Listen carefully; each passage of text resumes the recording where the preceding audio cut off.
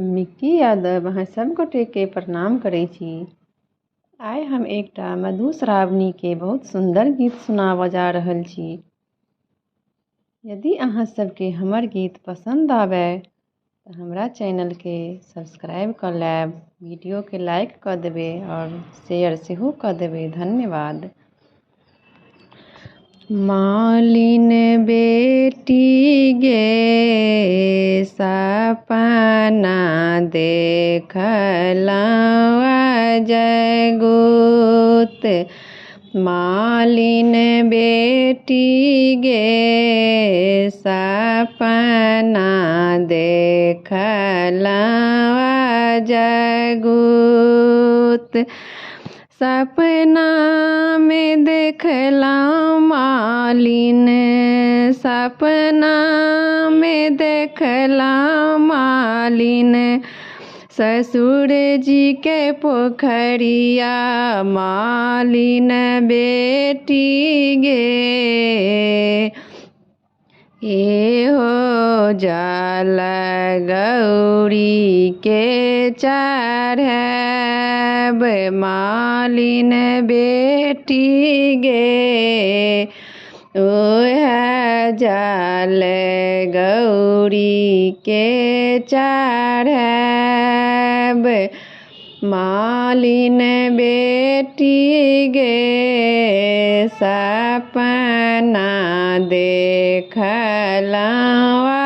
जगुत मालिन बेटी गे। सपना देखलहुँ जगुत, सपना में देखलहुँ मालिन, सपना में देखलहुँ मालिन, देवर के फुलबरिया मालिन बेटी गे। ओह फूल गौरी के चढ़ब मालिन बेटी गे। ओह फूल गौरी के चढ़ब मालिन बेटी गे। सपना देखलहुँ जगुत, सपना में देखलहुँ मालिन, सपना में देखलहुँ मालिन, भैंसुर के बगीचबा मालिन बेटी गे। सपना में देखलहुँ मालिन, भैंसुर के बगीचबा मालिन बेटी गे। ओह फल गौरी के चढ़ब मालिन बेटी गे।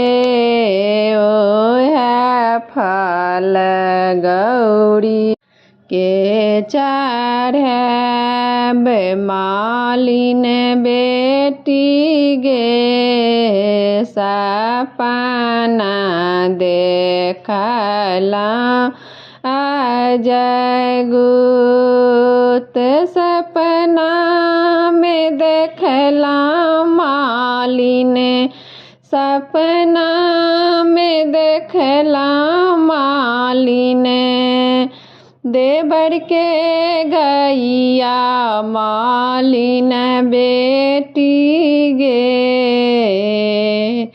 सपना में देखलहुँ मालिन, ससुर जी के गैया मालिन बेटी गे।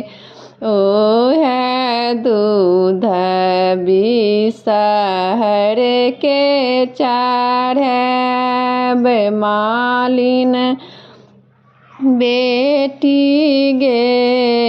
ओह दूध बिसहर के चढ़ब